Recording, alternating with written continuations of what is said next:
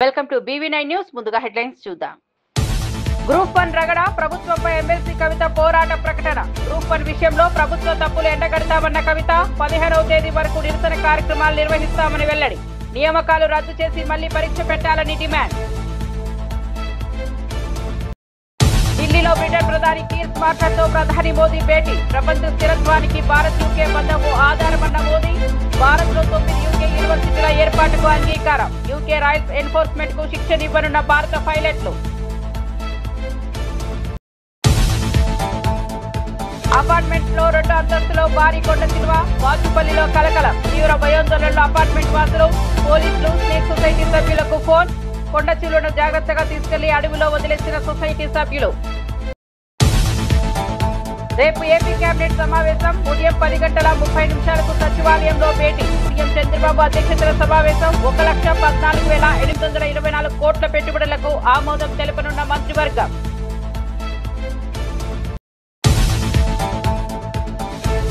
విశాఖలో నేడు హోరాహోరీ. దక్షిణాఫ్రికాతో భారత్ అమీతుమి. మహిళల వన్డే ప్రపంచ కప్ లో జోరు మీదున్న టీమిండియా. సఫారీ జట్టుపై గెలిచి హ్యాట్రిక్ గెలుపు సాధించాలని చూస్తున్న టీమిండియా. ఇక వార్త వివరాల్లోకి వెళ్తే తెలంగాణ ఉద్యానవన రంగ అభివృద్ధికి దిశానిర్దేశకంగా నిలిచే perspective plan for horticultural in Telangana 2035 పుస్తకాన్ని సీఎం రేవంత్ రెడ్డి ఆవిష్కరించారు. కొండా లక్ష్మణ్ తెలంగాణ ఉద్యానవన విశ్వవిద్యాలయం రూపొందించిన ఈ పుస్తకాన్ని సచివాలయంలో జరిగిన కార్యక్రమంలో విడుదల చేశారు. రాష్ట్ర ఉద్యానవన రంగంలో ఉత్పత్తి, ఎగుమతులు, పరిశోధన, సాంకేతికత, రైతుల ఆదాయ అభివృద్ధి వంటి అంశాలను సమగ్రంగా చర్చించే ప్రణాళిక ఇది. ఈ సందర్భంగా సీఎం రేవంత్ రెడ్డి మాట్లాడుతూ తెలంగాణ వాతావరణం, నేల నిర్మాణం ఉద్యాన పంటలకు అనుకూలమైందని, దీనిని ఉపయోగించి రైతుల ఆదాయం రెట్టింపు చేయడం ప్రభుత్వ లక్ష్యమని తెలిపారు. ఆధునిక పద్ధతులు, సాంకేతికతలతో ఉద్యాన రంగాన్ని బలోపేతం చేయడానికి ప్రభుత్వం పూర్తిస్థాయి మద్దతు అందిస్తోందని హామీ ఇచ్చారు. రైతు ప్రాధాన్యతతో తెలంగాణ వ్యవసాయ దిశను కొత్త స్థాయికి తీసుకెళ్తామని సీఎం రేవంత్ రెడ్డి స్పష్టం చేశారు.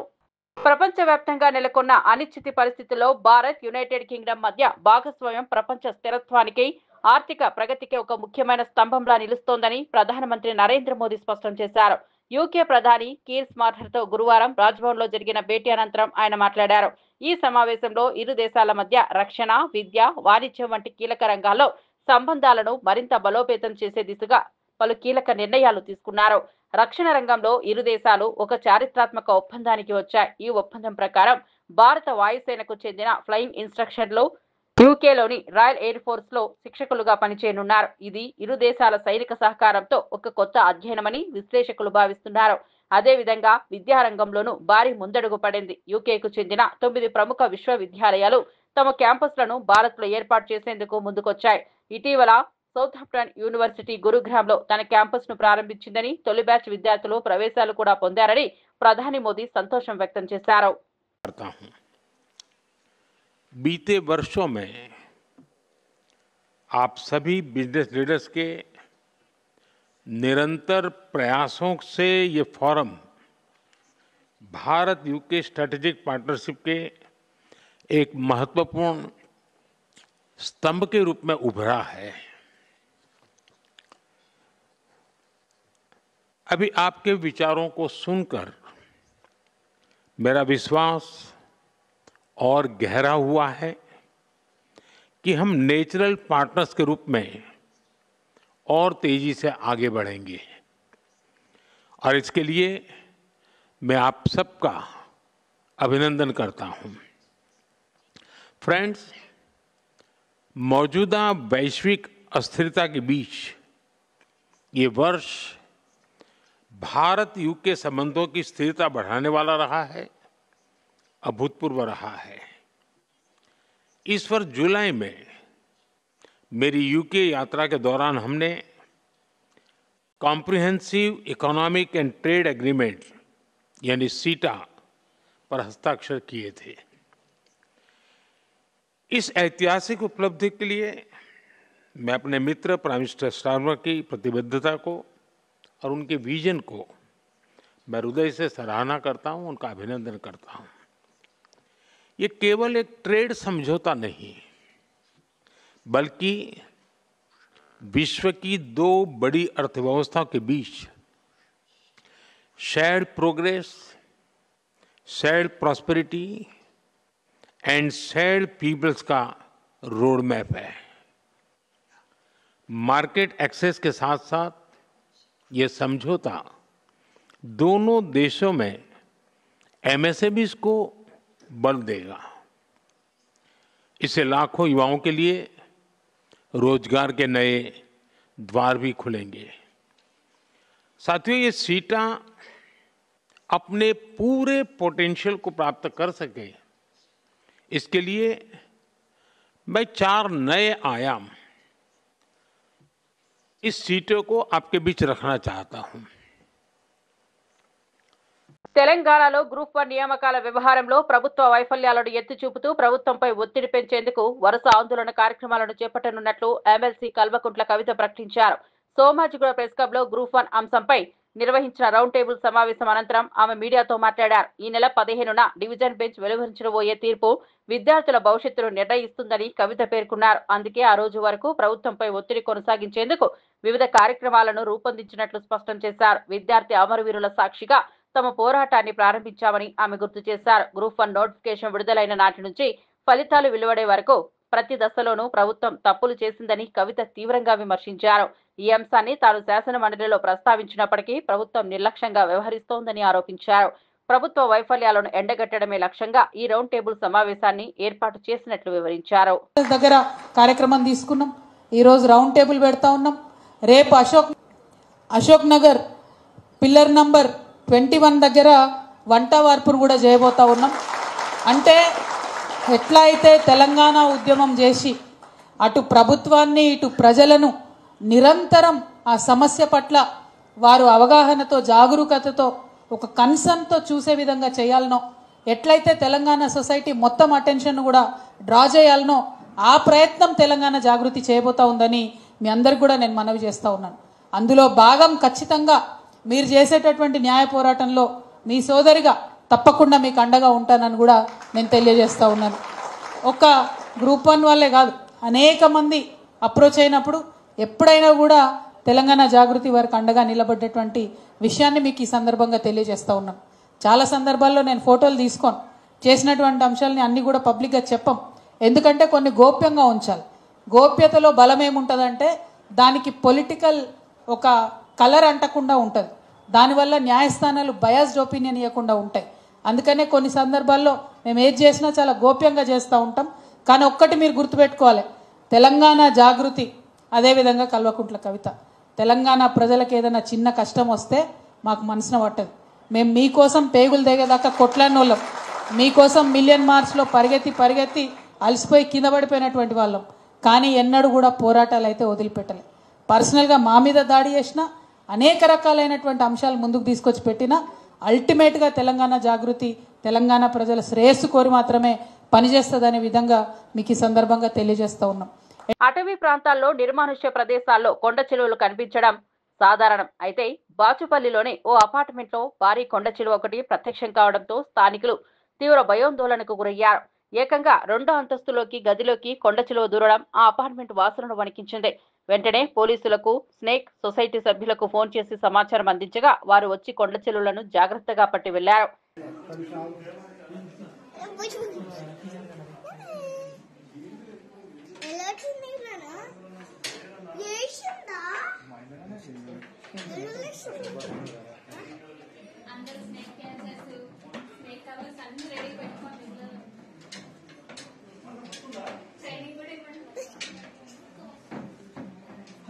ముఖ్యమంత్రి నారా చంద్రబాబు నాయుడు అధ్యక్షతన రేపు ఉదయం 10:30 సచివాలయంలో ఏపీ కేబినెట్ సమావేశం కానుంది. దేశ చరిత్రలో ఏపీలో అతిపెద్ద విదేశీ ప్రత్యక్ష పెట్టుబడికి ఆమోదం తెలపనుంది. కేబినెట్ 87,520 కోట్లతో విశాఖలో రైడెన్ ఇన్ఫోటెక్ డేటా సెంటర్ ఏర్పాటుకు ఆమోదం తెలపనున్న మంత్రివర్గం రేపటి కేబినెట్ లో మొత్తంగా 1,14,824 కోట్ల పెట్టుబడులకు ఆమోదం లభించనుంది. 26 ప్రాజెక్టుల ద్వారా 67,218 మంది ఉద్యోగ అవకాశాలు వచ్చే అవకాశం ఉందని అంచనా వేస్తున్నారు. ఇక అమరావతిలో 212 కోట్లతో నిర్మించనున్న గవర్నర్ నివాసం రాజ్భవన్ నిర్మాణానికి ఆమోద ముద్ర వేయనున్నారు. కృష్ణా నది ఒడ్డున అమరావతి గవర్నమెంట్ కాంప్లెక్స్ నిర్మాణంలో భాగంగా రాజ్భవన్ నిర్మాణం జరగనుంది.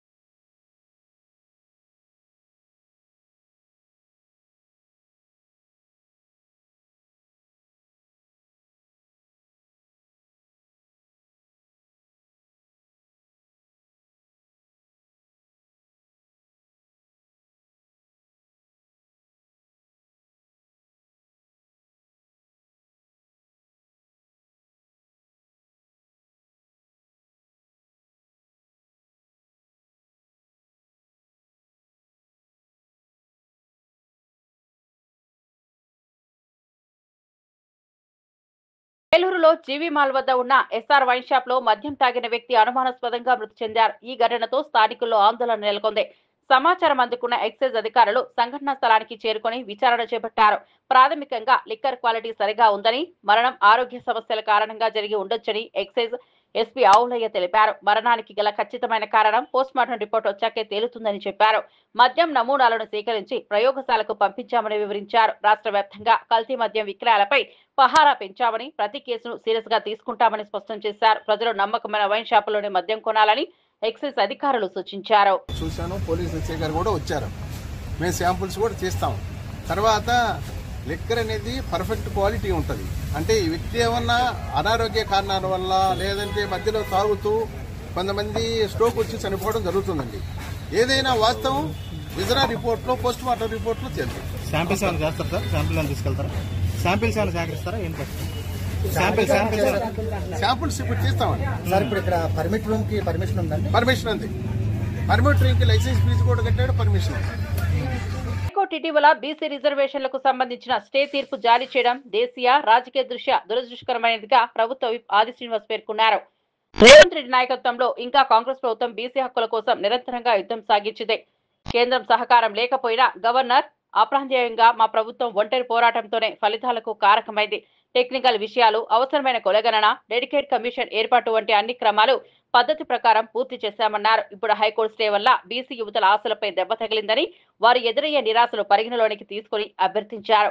ప్రజలకు, విద్యార్థులకు న్యాయం చేయాలనే తపనతో ప్రభుత్వం అన్ని ఫలితవంతమైన ఛాన్సుల్ని పరీక్షిస్తోందని, అవసరమైతే మరిన్ని లీగల్ స్టెప్స్ తీసుకుంటామని ఆది శ్రీనివాస్ తెలిపారు. బీసీ సమాజానికి వ్యతిరేకంగా ఎవరైనా చర్యలు ఉంటే పార్టీ దృఢంగా నిలబడే ప్రయత్నంలో ఉంటుందని, తక్షణమే పరిష్కారం కోసం ప్రభుత్వం పనిచేస్తోందని స్పష్టం చేశారు.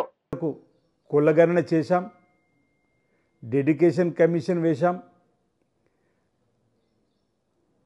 చట్టం ఉభయ సభల్లో కూడా అమలు చేసుకొని ముందుకు పోతున్నటువంటి సందర్భం మా బీసీ బిడ్డలందరూ కూడా నోటికాడికి వచ్చిన బుక్కను అందకుండా జరిగిందనేటువంటి బాధతో ఉన్నటువంటి సందర్భంలో మాట్లాడుతున్నటువంటి మాటలుగా ఈరోజు ఒకవేళ బీజేపీ ప్రభుత్వం మేము చేసిన చట్టాలని గౌరవించి మా బీసీ బిడ్డలకు వచ్చేటువంటి ఈ చక్కటి అవకాశాలను వారి షెడ్యూల్ లైన్లో చేర్చిన ఈరోజు ఇలాంటి పరిస్థితి ఉండకపోనేమని ఒక భావన సందర్భంగా వ్యక్తం చేస్తూ, ఓవైపు కేంద్ర ప్రభుత్వం పట్టించుకోలేదు మమ్మల్ని, మరోవైపు గవర్నర్ గారు కూడా మమ్మల్ని పట్టించుకునే సందర్భంలో రాష్ట్రపతి గారిని మా ముఖ్యమంత్రి రేవంత్ రెడ్డి గారి నాయకత్వంలో కలుస్తామంటే కనీసం అపాయింట్మెంట్ కూడా ఇవ్వని సందర్భంలో మేము ఎలాంటి నిరాశ నిస్పృహలకు పోకుండా ఈ రాష్ట్ర ప్రభుత్వం చేతుల్లో ఉన్నటువంటి అన్ని లక్ష్యాలను ఒకటి తీసుకొని ముందుకు పోతున్నటువంటి సందర్భం బీసీ సమాజం గుర్తించిన వేళ ఈరోజు స్టే రావడం, ఎన్నికల ప్రక్రియ ప్రారంభమైన తర్వాత నామినేషన్ ఈరోజు మొదలవుతున్నటువంటి సందర్భంలో అనేక మంది నామినేషన్ కూడా వేయడానికి వస్తున్నటువంటి సందర్భంలో ఈ విధంగా రావడం బాధాకరంగా ఈ సందర్భంగా భావిస్తూ, అయినా మేము న్యాయ పోరాటాన్ని ఆపమనే మాటని సందర్భం చెప్తూ మా ముఖ్యమంత్రి రేవంత్ రెడ్డి గారు, కాంగ్రెస్ పార్టీ ప్రభుత్వం, కాంగ్రెస్ పార్టీ కూడా రాహుల్ గాంధీ గారి ఆలోచన మేరకు మల్లికార్జున గారి నాయకత్వంలో, మహేష్ కుమార్ గౌడ్ గారి నాయకత్వంలో న్యాయ పోరాటం చేస్తాం. 42% రిజర్వేషన్తోనే ముందుకు పోవడానికి కోసం ఈ ప్రభుత్వం ఖచ్చితంగా నిలబడుతున్నమాట సందర్భం చెప్తూ, ఓవైపు బీఆర్ఎస్, మరో బీజేపీ ఈ 42% రిజర్వేషన్ అమలుకు ముందుకు రాకపోవడం వల్లనే ఇలాంటి పరిస్థితి వచ్చిందనే మాట సందర్భంగా భారతీయ జనతా పార్టీ రాజకీయ కోణంతోనే ఆలోచన చేసి మా బీసీ బిడ్డలకు రిజర్వేషన్ ప్రక్రియను ఫెడరల్ స్ఫూర్తిని రాజ్యాంగ జీసీసీ సదస్సులో బీఆర్ఎస్ వర్కింగ్ ప్రెసిడెంట్ కేటీఆర్ మాట్లాడారు. ఇన్నోవేషన్ అనేది కేవలం టెక్నాలజీ రంగం మాత్రమే పరిమితం కాదని, మంచి పాలనలోనూ సృజనాత్మక మార్పులు తీసుకురావచ్చని సీఎం కేసీఆర్ టీఎస్ఐ పాస్ ద్వారా నిరూపించారని చెప్పారు. ఈ పాలసీ పెట్టుబడుల అనుమతుల్లో పారదర్శకతకు, వేగవంతమైన నిర్ణయాలకు మార్గదర్శకమైందని వివరించారు. న్యూయార్క్ లో కేపీఎంజీ కంపెనీ చైర్మన్లతో మాట్లాడుతూ, ఇలాంటి పాలసీ భారతదేశంలో ఏ రాష్ట్రంలోనూ లేదని నేను చెప్పగా, ఆయన ఇది అమెరికాలో కూడా లేదు అని కేటీఆర్ వెల్లడించారు. టీఎస్ఐ పాస్ వల్ల తెలంగాణ పరిశ్రమల కేంద్రంగా ఎదిగిందని, పెట్టుబడిదారులు నమ్మకంగా రాష్ట్రంలోకి వస్తున్నారని అన్నారు. పాలనలో ఇన్నోవేషన్ చేయగల నాయకుడే ప్రజల భవిష్యత్తును మార్చగలరని కేటీఆర్ వ్యాఖ్యానించారు. Governance Our leader, the first Chief Minister of Telangana, Shri KCR, believed in one simple philosophy. He always told us from day one till the very last day we were in government. He said, move away from putting all the faith and putting all the responsibility on an individual. Go to the institutionalized approach. Instead of relying on an individual, अगर एक individual अच्छा काम कर रहा है, वो जब तक वहां रहेगा, काम ठीक ठाक चलेगा. पर वो individual अगर हट गया वहां से, फिर एक बार you'll have to start from square one. So he always told us, move away from that process where you completely rely on one individual, take the institutional approach. The second thing he said was move away from a people approach to a process approach, institutionalized change. That is something we truly believed in. As a result, the first piece of legislation that we drafted in the new state of Telangana was something called as the TS-IPAS. TS-IPAS stands for Telangana State Industrial Project Approval Self-Certification System. Unlike any other state in India, we are one state which had set a unique benchmark for ease of doing business. If you are a new enterprise starting a business, launching a business in Telangana, you actually don't need an approval from the government. You can hit the ground running. You can start your business on day one without any approval being sought or given by the government.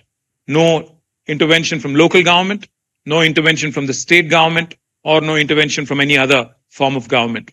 This is something that we pioneered and we championed, and as a result, today BC సంక్షేమ సంఘం జాతీయ అధ్యక్షుడు are Krishnaiah వెల్లడించినట్లు ప్రభుత్వ వాగ్దానాలు అమలు కాని పరిస్థితుల్లో వారికి నోటికాడు కూడులాగే బాధ కలిగించిందని ఆయన మండిపడ్డారు. ఆయన మాట్లాడుతూ మాటబద్ధులైన వాగ్దానాలకు బదులుగా మార్పులే లేదని సంస్కరణల కోసం మండల కమిషన్ తరహా శక్తివంతమైన ఉద్యమాలను ప్రారంభిస్తూ రాష్ట్ర స్థాయిలో శక్తివంతమైన నిరసనలకు పిలుపునిచ్చారన్నారు.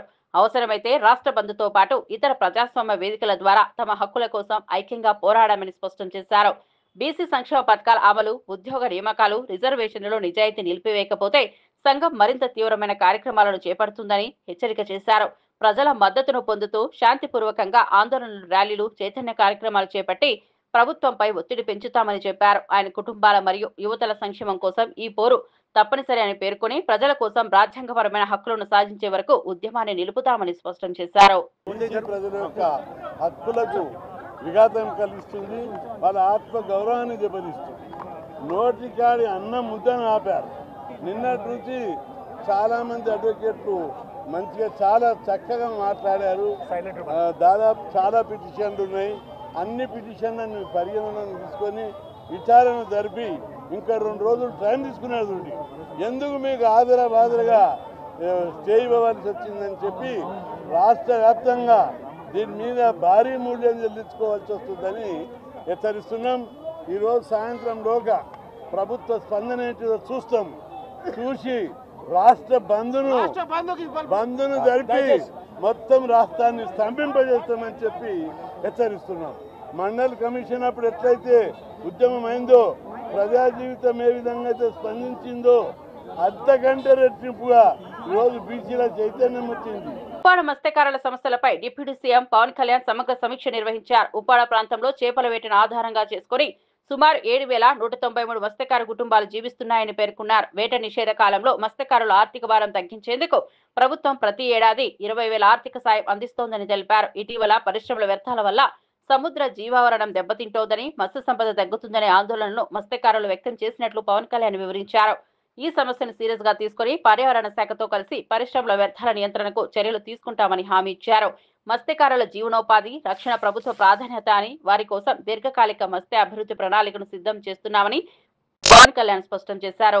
మాట్లాడాం, మీ ఓట్ల గురించి అడిగాం, మీరు మద్దతు ఇచ్చారు, కూటమి ప్రభుత్వం గెలిచింది. సో వీటన్నిటికీ ముందుగా నేను కృతజ్ఞతలు చెప్పుకుంటా ఉన్నాను.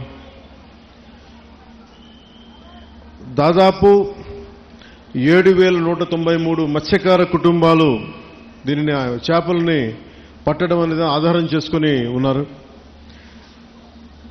సముద్ర స్వభావాన్ని అంచనా వేసి వేట చేయడం మన మత్స్యకార సోదరుల తాలూకు అపూర్వమైన నైపుణ్యం. అలాంటి మీకు అండగా ఉండటం మా అందరి బాధ్యత. కూటమి ప్రభుత్వం మత్స్యకారుల భరోసా కింద వేట నిషేధ సమయంలో 20,000 భృతిని అందించింది. మీ ప్రతి కష్టంలో నేను ఉన్నాను అని చెప్పడానికే ఈరోజు ఇక్కడ రావడం జరిగింది. యాక్చువల్గా 10వ తారీఖు వస్తానని చెప్పాం. ఒక రోజు ముందుగానే, మధ్యలో ఆరోగ్యం బాగాలేక రాలేకపోయాను, కానీ ఒకరోజు ముందే మీకు ఇచ్చిన డేట్ కంటే కూడా ముందే వచ్చాం. అలాగే మీరు సముద్ర గర్భం నుంచి తీసుకొచ్చే మత్స్య సంపద వేలాది కుటుంబాలకి ఆహార భద్రత, జీవనాధారం అందిస్తుంది. ఈరోజు కాకినాడ జిల్లా కలెక్టరేట్ సమావేశంలో నిర్వహించిన సమావేశంలో మన సమస్యలన్నీ నాకు దృష్టికి తీసుకొచ్చారు. ముఖ్యంగా ఇక్కడ నక్కపల్లి SEZలో కానీ, అటు మనకి తుని మండలంలో, మనకి తుని నియోజకవర్గంలో అక్కడ దివీస్ ఫ్యాక్టరీ కానీ, ఇక్కడ అరవిందో కానీ, మిగతా చిన్న చిన్న పరిశ్రమల నుంచి కాలుష్యాలు వచ్చేస్తున్నాయి, మత్స్య సంపద అంతరించిపోతా ఉంది, మాకు వేట దొరకట్లేదు అంటే ఇదొకటి ముఖ్యమైన సమస్య నాకు ప్రస్తావించారు. 2, ఎక్స్గ్రేషియా సముద్రం వేటకెళ్ళినప్పుడు ప్రాణాలు కోల్పోయిన కాకినాడ జిల్లాకి చెందిన 18 మంది మత్స్యకార సోదర కుటుంబాలకి మా ఎక్స్గ్రేషియా అందలేదని చెప్పారు. వెంటనే ఈ రోజునే నేను స్వయంగా 5 మందికి ఇప్పించాను. మిగతా 13 మందికి, దాదాపు 18 మందికి 5 లక్షల రూపాయల చొప్పున 90 లక్షలు వారికి వెంటనే మంజూరు చేయడం జరిగింది. సో ముందుగా ఈ సమస్యని ఒక మంచి శుభంతో మొదలు పెడదామని. ఒకటి, పొల్యూషన్, మన చేపలు మత్స్య సంపద కొంచెం దెబ్బతింటా ఉందని అదొక దృష్టికి పట్టుకొచ్చారు. 2, మన అమీనాబాద్ హార్బర్లో ఈ డిజైన్ లోపం కారణంగా మనకి రాళ్లను తాకి మనకి పడవలు దెబ్బతింటా ఉన్నాయి, వాటికి వలలకి చిక్కుకుపోయి ఇబ్బంది అయిపోతా ఉంది. అదొక 2వ సమస్య చెప్పారు. అలాగే 3వది, ఉప్పాడ సీ ప్రొటెక్షన్ వాల్ గురించి మాకు ఇంత జరుగుతూ ఉంది, దీనికి మీరు ఏం చేయబోతున్నారనేది. ఇంకొకటి, ఇక్కడ మనకి మత్స్య సంపద దొరకనప్పుడు మేము అంతర్వేదిక కానీ, మచిలీపట్నం కానీ, మిగతాటి నిజాంపట్నం వైపు వెళ్తా ఉంటే మాకున్న సమస్యలు, అక్కడ స్థానికంగా ఉండే మత్స్యకారుల సంఘాలతో మాకు గొడవలు వస్తున్నాయి, దీని మీద ఏం చేస్తారనేది ముఖ్యంగా ఈ 3 సమస్యల మీద ప్రస్తావించడం జరిగింది. బీసీ రిజర్వేషన్లపై హైకోర్టు విధించిన 4 వారాల స్టే పట్ల కాంగ్రెస్ సీనియర్ నేత విహెచ్ హనుమంతరావు తీవ్ర ఆవేదన వ్యక్తం చేశారు. 4 వారాల స్టే అంటే బీసీలకు న్యాయం నిలిచేటట్టే కాదు, అది అన్యాయంగా మారినట్లే. ఈ నిర్ణయం నాకు ఎంతో బాధ కలిగిస్తోందని అన్నారు. బీసీల హక్కులు రావాలని కాంగ్రెస్ ప్రభుత్వం సత్యనిష్టతో కృషి చేస్తోందని పేర్కొన్నారు. రేవంత్ రెడ్డి నేతృత్వంలోని ప్రభుత్వం బీసీల సామాజిక, రాజకీయ ప్రాతినిధ్యం కోసం కట్టుబడి ఉందని చెప్పారు. హైకోర్టు తీర్పుపై చట్టపరమైన చర్యలు తీసుకోవాలని, బీసీ హక్కుల కోసం చివరి వరకు పోరాడతామని స్పష్టం చేశారు. నేను జీవితాంతం బీసీల పక్షాన్ని నిలబడ్డాను, ఇప్పుడు కూడా న్యాయం జరిగే వరకు నిశ్శబ్దంగా ఉండను అంటూ విహెచ్ హనుమంతరావు భావోద్వేగంగా వ్యాఖ్యానించారు. చేంజ్ చేసి కొత్త సార్ తెచ్చుకున్నాడు. ఇవాళ మేము 42% రేవంత్ రెడ్డి, అదేవిధంగా మొన్న ప్రభాకర్, అదేవిధంగా మహేష్ కుమార్ గౌడ్, మేమందరం కలిసి, నేను ఓబీసీ ఎంపీస్ కన్వీనర్గా గతంలో IIMలో కూడా రిజర్వేషన్ లేదని సుప్రీంకోర్టు కొట్టేసింది. కానీ నేను పోయిన సోనియా గాంధీ దగ్గరికి, madam, talent is not anybody's property, we are coming from the local language, Malayalam, Telugu, Oriya, కానీ మాకు టాలెంట్ ఉన్నది, మాకు అవకాశం, వీ షుడ్ గివ్ ఆపర్చునిటీ అంటే సోనియా గాంధీ గారు మన్మోహన్ సింగ్ చెప్తే ఆనాడు ఉన్నటువంటి పార్లమెంట్ మెంబర్లు అన్ని పార్టీల వాళ్ళు, ఇంక్లూడింగ్ లల్లు ప్రసాద్ యాదవ్, అందరం కలిసి ఆ బిల్లు పాస్ అయింది. ఇప్పుడు 4 వారాల తర్వాత అంటే 42కు అన్యాయం చేస్తారా అని నేను అడుగుతున్నా. ఎన్ని రోజులండి మాకు అన్యాయం? మా జనాభా లెక్కలు తీసినాము, ఏది 150 కోట్లు పెట్టి అందరిని అడిగినాము. ఇవాళ కొత్తగా వచ్చి ఎవరో వేస్తే మళ్ళీ అంటే ఎలక్షన్ ప్రాసెస్ స్టార్ట్ అయింది. ఇవాళ పొద్దుటి నుంచే జిల్లా పరిషత్, ఏది జడ్పీటీసీ, ఎంపీటీసీ అందరు వేస్తున్నారు. మళ్ళీ 4 వారాలు ఆపడం అనేది నిజంగా నాకు చాలా బాధ ఉందండి.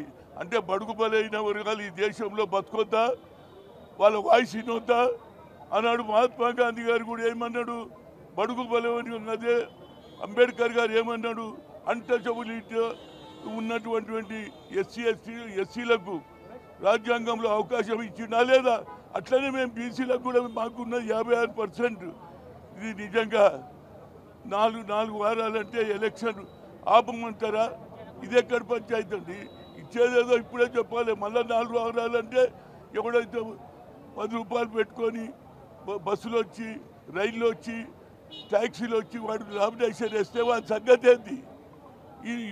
మళ్ళీ పోస్ట్పోన్ 4 అంటే ఇది ఆపమంటున్నారు. ఇది ఆపడం న్యాయం కాదండి. 4 తర్వాత మీ నిర్ణయం అంటే నిజంగా నేను ఒక సినిమా చూసిన వాదే పే వాదాలు ప్రతిసారి పోస్ట్పోన్ చేయడం అనేది ఇది ఆనవాయితీ అయిందా నేను అడుగుతున్నా. ఏదైనా నిర్ణయం ఒక పేదవాడు వస్తాడు, ఎన్ని రోజులని రోడ్ల మీద వానల తడుచుకుంటూ వచ్చి కోర్టుకు వస్తాడు, ఆఖరికి సొమ్ములు కూడా అమ్ముకుంటాడు. కనుక 4 వారు ఏదో ఇవ్వాలని నిర్ణయం ఇది ఇచ్చినుంటే మేము సంతోషపడే వాళ్ళం. నేను న్యాయ వ్యవస్థ మీద తప్పంటలేను, కానీ న్యాయ వ్యవస్థలో కూడా మార్పు రావాలి. మా వాళ్ళు తక్కువ ఉన్నారు, బడుగు బలైన వర్గాలకు అదే రాహుల్ గాంధీ అన్నాడు. సచివాలయంలో హ్యామ్ రోడ్ల నిర్మాణంపై మంత్రి కోమటిరెడ్డి వెంకటరెడ్డి ఆధ్వర్యంలో కీలక సమావేశం జరిగింది. ఈ సమావేశంలో డిప్యూటీ సీఎం బట్టి విక్రమార్క పాల్గొన్నారు. రాష్ట్ర వ్యాప్తంగా హ్యామ్ ప్రాజెక్టుల పురోగతిపై చర్చిస్తూ పనుల నాణ్యత, సమయపాలన, నిధుల విడుదల అంశాలపై సమగ్ర సమీక్ష నిర్వహించారు. సమావేశానికి స్పెషల్ సిఎస్ వికాస్ రాజ్, ఆర్ఎండ్బి శాఖ ఉన్నతాధికారులు, ఇంజనీర్లు హాజరయ్యారు. మంత్రి కోమటిరెడ్డి మాట్లాడుతూ రోడ్ల నాణ్యతకు ప్రాధాన్యం ఇవ్వాలని, ఎక్కడా లోపాలు తలెత్తకుండా అధికారులు క్షుణ్ణంగా పర్యవేక్షించాలని ఆదేశించారు.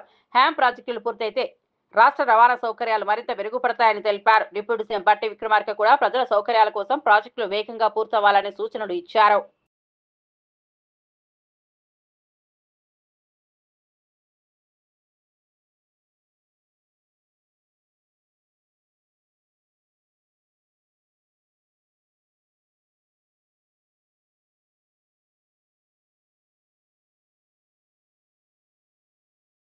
స్వదేశంలో జరుగుతున్న మహిళల వన్డే ప్రపంచ కప్ 2025లో వరుస విజయాలతో దూసుకెళ్తున్న భారత జట్టు నేడు అసలైన సవాల్కు సిద్ధమైంది.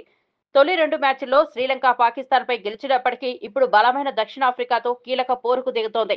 విశాఖపట్నంలోని ఏసీఏ వీడీసీఏ స్టేడియం ఈ ఆసక్తికర సమావేశానికి వేదిక కానుంది. ఈ మ్యాచ్ మధ్యాహ్నం 3 గంటలకు మొదలవుతుంది. టోర్నీలో హ్యాట్రిక్ విజయం సాధించి సెమీఫైనల్ అవకాశాలను మరింత మెరుగుపరుచుకోవాలని టీమిండియా పట్టుదలగా ఉంది. కంగారు పెడుతున్న స్టార్ల ఫామ్ గత 2 మ్యాచ్ల్లోనూ భారత్ గెలిచిన బ్యాటింగ్ విభాగంలో కొన్ని ఆందోళనలు ఉన్నాయి. ముఖ్యంగా captain Harmanpreet Kaur, vice captain Smriti Mandhana వంటి కీలక క్రీడాకారిణులు ఇప్పటి వరకు పెద్దగా రాణించలేదు. అయితే ప్రతీక రావల్, హర్లిన్ డియోల్, దీప్తి శర్మ, రిచా ఘోష్ వంటి మిగతా బ్యాటర్లు నిలకడగా పరుగులు సాధించడం జట్టుకు ఊరటనిస్తోంది.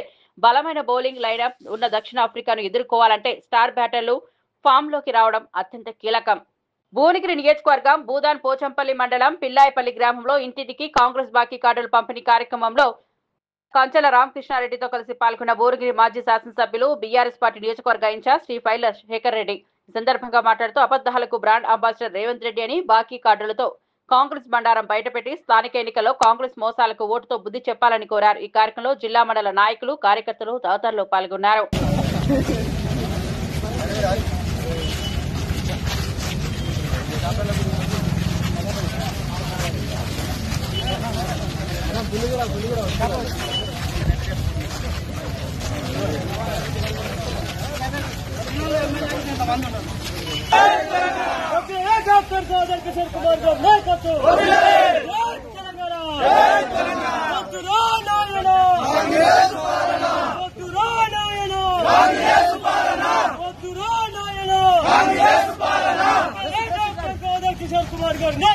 కిషోర్ కుమార్ గారు నాయకత్వం.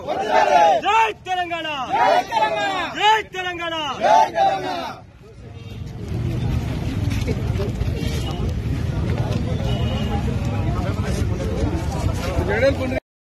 మోసపూరితమైనటువంటి మాటలతోని, అబద్ధపు హామీలతోని, 6 గ్యారెంటీలతోని 420 దొంగ ప్రభుత్వం 420 హామీలు ఇచ్చి ప్రజలను మోసం చేస్తూ ప్రభుత్వంలోకి వచ్చింది. కాబట్టి వారు ఇచ్చినటువంటి 6 గ్యారెంటీలను అది గ్యారెంటీ కార్డు పేరుతో ప్రజలను మోసం చేసి అది గ్యారెంటీ కార్డు కాదు. కాంగ్రెస్ పార్టీ ఆ ప్రభుత్వం మనకున్నటువంటి బాకీ, కాబట్టి బాకీ కార్డు పేరుతోని, కాంగ్రెస్ పార్టీ బాకీ కార్డు పేరుతోని ఈరోజు ప్రజలకు ఇస్తా అన్నటువంటి హామీలు ఏవైతే ఉండేనో, మహిళలకు ఇస్తా అన్నటువంటి 2500 ఈ రోజు వరకు అయినటువంటిది ఒక్కొక్క మహిళకి ఎంత రావాల్సి ఉండే, పెన్షన్ కనుక 4000 చేస్తా అంటే దాని ప్రకారం ఈ రోజు వరకు ఎంత రావాల్సి ఉండే, రైతు రుణమాఫీకి జరగాల్సింది ఏముండే, రైతు బంధుకు సంబంధించింది ఏముండే, తులం బంగారం ఇస్తే ఈ రోజు వరకు అయినటువంటి పెళ్లిలకు సంబంధించి ఎంత బాకీ ఉన్నారు, రైతు కూలీలకు ఇస్తా అని చెప్పేసి మాట అబద్ధ ప్రచారం చేసినటువంటి దాని ప్రకారం రైతు కూలీలకు ఎంత అమౌంట్ రావాల్సి ఉండే, విద్యా భరోసా కార్డు గాని, ఆటో కార్మికులు గాని, వీటన్నిటి ప్రకారం ఈ జరిగినటువంటి 22 నెలల్లో కాంగ్రెస్ పార్టీ ప్రభుత్వం ప్రజలకు ఉన్నటువంటి బాకీ ఎంత అనే దాన్ని బీఆర్ఎస్ పార్టీగా మా వర్కింగ్ బులెటిన్ ముగించే ముందు హెడ్లైన్స్ మరోసారి చూద్దాం. గ్రూప్ 1 రగడ, ప్రభుత్వంపై ఎమ్మెల్సీ కవిత పోరాట ప్రకటన. గ్రూప్ 1 విషయంలో ప్రభుత్వ తప్పులు ఎండగడతామన్న కవిత 15వ తేదీ వరకు నిరసన కార్యక్రమాలు నిర్వహిస్తామని వెల్లడి. నియామకాలు రద్దు చేసి మళ్లీ పరీక్ష పెట్టాలని డిమాండ్. ఢిల్లీలో బ్రిటన్ ప్రధాని కీర్ స్మార్టర్తో ప్రధాని మోదీ భేటీ. ప్రపంచ స్థిరత్వానికి భారత్ యూకే బంధము ఆధారమన్న మోదీ. భారత్ లో 9 యూకే యూనివర్సిటీల ఏర్పాటుకు అంగీకారం. యూకే రైట్స్ ఎన్ఫోర్స్మెంట్ కు శిక్షనివ్వనున్న భారత పైలట్లు. అపార్ట్మెంట్ లో 2 అంతస్తులో భారీ కొండ చిలువ. వాచుపల్లిలో కలకలం. తీవ్ర భయాందోళనలో అపార్ట్మెంట్ వాసులు. పోలీసులు, స్నేక్ సొసైటీ సభ్యులకు ఫోన్. కొండ చిలువను జాగ్రత్తగా తీసుకెళ్లి అడవిలో వదిలేసిన సొసైటీ సభ్యులు. రేపు ఏపీ కేబినెట్ సమావేశం. ఉదయం 10:30 సచివాలయంలో భేటీ. సీఎం చంద్రబాబు అధ్యక్షతన సమావేశం. 1,14,824 కోట్ల పెట్టుబడులకు ఆమోదం తెలుపనున్న మంత్రివర్గం.